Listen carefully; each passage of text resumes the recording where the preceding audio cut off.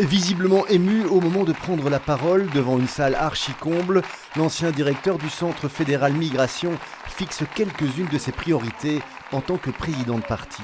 Je voudrais un parti fort et d'avant-garde. Je voudrais que les idées les plus géniales qui vont animer la société de demain viennent de chez nous. Je voudrais que nous soyons à nouveau des précurseurs. Et les chantiers de l'époque nous le permettent. Réinventer la démocratie, réussir la transition écologique. Membre du parti depuis moins d'un an, François de Smet est donc parvenu à mobiliser massivement autour de lui, élu au premier tour à la présidence de Défi avec 62,3% des voix. L'autre bruxellois, Christophe Magdalens, récolte 34,5%. Quant aux deux derniers candidats, ils n'atteignent pas 2%. Objectivement, c'était incertain. Objectivement, c'était une belle compétition et il était impossible d'avoir un radar pour savoir ce que pensaient vraiment les militants. Donc je suis heureux d'être élu, flatté que ce soit passé au premier tour en plus avec un beau score et donc très ému et je me sens porté par la confiance des militants.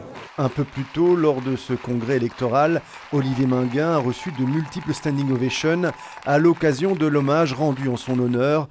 Président du FDF puis de Défi pendant près de 25 ans, le bourgmestre de Woluwe-Saint-Lambert aura marqué de son empreinte le parti. Aujourd'hui, je suis heureux que la personne qui me succède, il y en a d'autres qui pouvaient y prétendre aussi, soit dans ce même état d'esprit, c'est-à-dire on est là pour des convictions sincères et pas pour des ambitions personnelles. Malgré ce plébiscite, François de Smet a du pain sur la planche. Succéder à Olivier Minguin à la tête du parti ne sera pas une tâche facile.